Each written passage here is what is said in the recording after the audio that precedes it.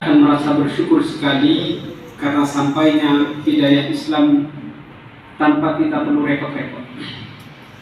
Saya pernah pergi ke Yordania, kemudian pergi ke daerah Perang Mu'tah, di mana 3.000 kaum muslimin saat itu menghadapi 200.000 pasukan Romawi yang dipimpin oleh 3 sahabat Nabi. Saya membayangkan perjalanan 1.000 km dari Madinah dengan jalan kaki sampai ke daerah Yordan atau Mu'tah. Itu perjalanan yang sangat berat. Padang pasir, tidak ada tumbuhan, tidak ada air. Bayangkan, untuk mempertahankan Islam dan memperjuangkan Islam sampai di tengah-tengah kita hari ini. Maka tema kita hari ini sangat tepat untuk mengingatkan kembali diri kita, sikap kita kepada Rasul Sallallahu Alaihi Wasallam. Maka yang pertama yang perlu kita bangun kembali sesuai dengan firman Allah Subhanahu Wa Taala, "Qul in kuntum tuhibbunallaha fattabi'uni yuhibbukumullah." Katakanlah kalau engkau mencintai Allah, ikutilah aku. Allah akan mencintai kalian. Ikuti petunjuk Rasul Sallallahu Alaihi Wasallam. Pertama, kalau kita beriman sudah pasti beriman. Tapi mengikuti petunjuk Rasul itu yang perlu kita perdalam lagi dengan mempelajari ilmu-ilmu agama Islam. Tentu mengikuti petunjuk Rasul adalah mengikuti Al-Quran dan mengikuti sunnahnya. Namun kita tidak serta-merta, karena kita harus mengikuti panduan para ulama di dalam menjelaskan Al-Quran dan sunnah. Jadi panjang lebar penjelasannya, tapi saya tidak fokus di sini. Yang kedua adalah mencintai Rasul Sallallahu Alaihi Wasallam di atas cinta keluarga kita. Maka di dalam Al-Quran ditantang kaum muslimin, "Qul in kana aba'akum wa abna'akum wa ikhwanukum," dan seterusnya, "ahabba ila Allah," lebih engkau cintai daripada Allah dan Rasulnya, "fatarabbasu," maka tunggulah kehancuran, tunggulah hukuman dari Allah Subhanahu Wa Taala. Jadi mencintai Rasul Sallallahu Alaihi Wasallam dengan cara satu, memperbanyak tadi mengikuti petunjuknya. Yang kedua adalah dengan memperbanyak membaca sholawat. Orang yang memperbanyak membaca sholawat itu tanda bahwa dia ada hati di dalam, ada Rasul di dalam hatinya. Maka biasakan dalam ketika kita berdoa, biasanya sunnahnya dimulai dengan memuji Allah Subhanahu Wa Taala. Setelah itu dengan membaca sholawat, setelah itu berdoa kepada Allah Subhanahu Wa Taala. Itu mencintai Rasul. Kemudian mencintai Rasul juga dengan cara mengagungkannya, memuliakan apa yang terkait dengan seluruh Rasul Sallallahu Alaihi Wasallam. Imam Malik rahimahullah itu termasuk seorang ulama yang sangat memuliakan Rasul, sehingga di Madinah, kalau beliau tinggal di Madinah, itu kalau melangkah itu tidak pakai sandal. Apa sebab? Karena di Madinah itu dimakamkan sosok agung yang sangat mulia. Kalau kita kan biasa umroh sandal gitu, ya nggak apa-apa sih sebenarnya. Cuma level pengagungannya beda. Imam Malik tidak berani pakai sandal, saking memuliakan Rasul Sallallahu Alaihi Wasallam.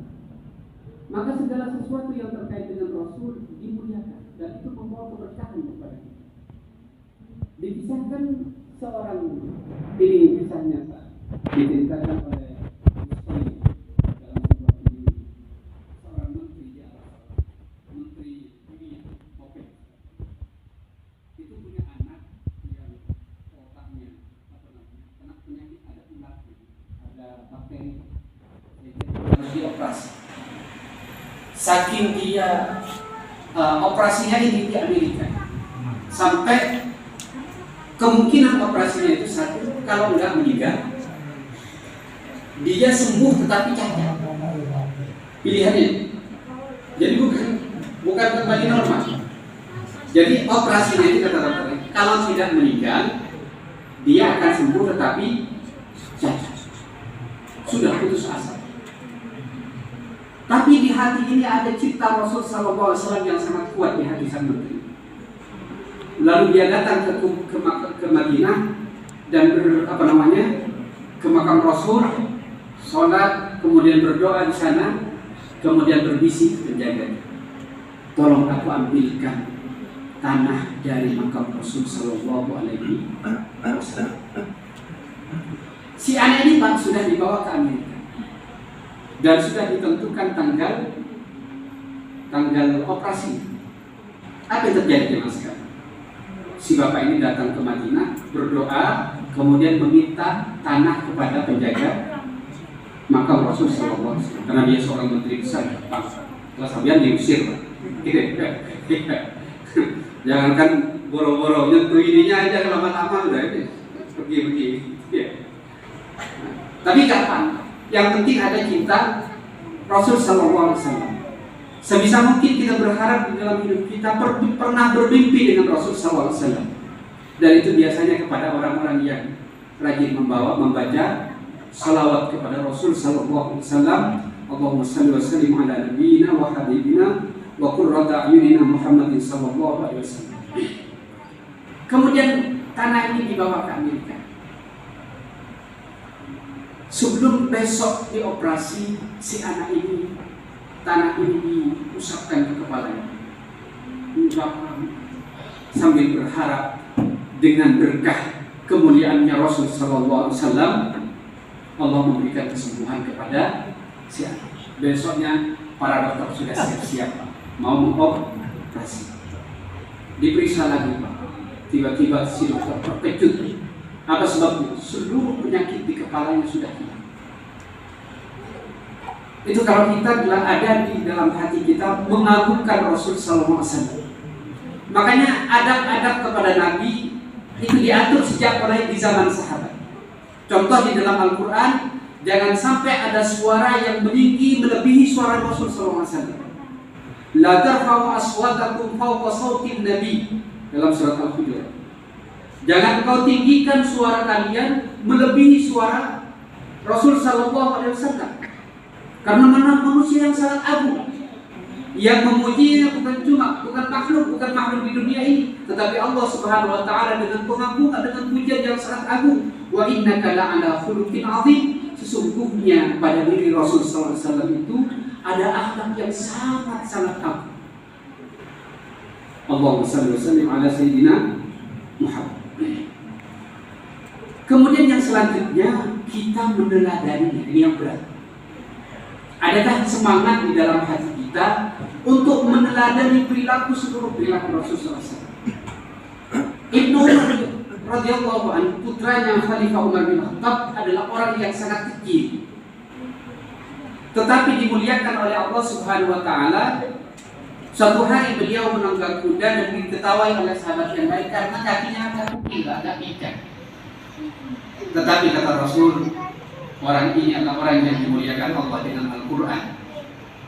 Dan salah satu keistimewaan Ibnu Umar radhiyallahu anhu adalah dia selalu meneliti seluruh gerak-gerik Rasul. Kalau Nabi itu berhenti di mana, dia akan berhenti di situ. Kalau Nabi duduk di situ, dia akan duduk di situ, walaupun setelah Nabi meninggal.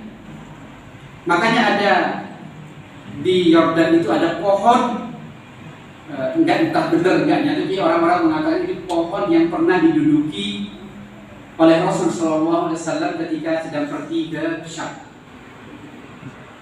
Nah, Ibnu Umar ini jemaah sekalian, ketika dia pergi haji, semua sahabat berangkat bareng dia.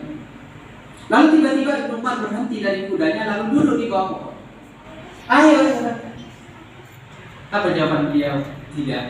Aku akan duduk sebentar di sini karena Rasul Sallallahu Alaihi Wasallam pernah duduk di tempat ini.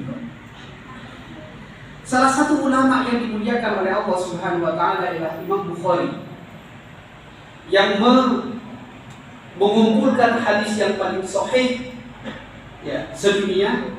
Yang paling sahih setelah Al-Quran adalah Imam Bukhari. Kemudian ada ulama lain yang melihat bermimpi.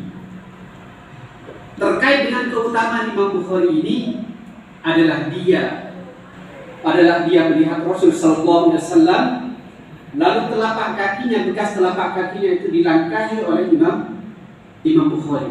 Itu menunjukkan bahwa Imam Bukhari betul-betul telah berjuang dengan pas untuk menjaga sunnah Rasul Sallallahu Alaihi Wasallam. Pernah baca Imam Bukhari? Tidak pernah dengar gitu ya. Pernah khatam kitabnya. Ya, mudah-mudahan lah gitu. Makanya kita meneladani Rasul. Nah, di bulan puasa ini salah satu yang perlu kita kuatkan di dalam diri kita itu adalah kesabaran Rasul Sallallahu Alaihi Wasallam. Seluruh sifat-sifat agung, sifat lembut, sifat kasih sayang, sifat akhlak agung itu bersumber dari kesabaran, kemampuan menahan diri. Nah, di bulan Ramadan ini kita dilatih untuk menahan diri. Sekian banyak masalah di dalam rumah tangga, di dalam bisnis, di dalam bisnis, karena tidak sabar, nggak mampu menahan diri. Waktunya nggak mampu merocos misalnya, jadi masalah kan? Mestinya tidak ada masalah, iya kan? Pas di jalan gitu, mestinya mampu menahan, nggak ada masalah dengan orang, tetapi karena kesenggol sedikit terus nggak mampu menahan diri, masalahnya sampai ke polisi. Itu kan? Semestinya di dalam rumah tangga tidak ada pertengkaran karena hanya handuk tergelantung, tapi karena tidak mampu menahan diri, tiba-tiba handuk tergelantung ini menjadi sumber masalah besar dalam rumah tangga.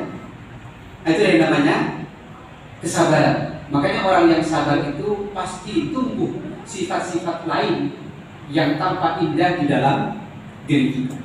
Maka bulan puasa ini adalah melatih agar kita mampu menahan diri ketika kita tersinggung atau kurang nyaman dengan orang lain.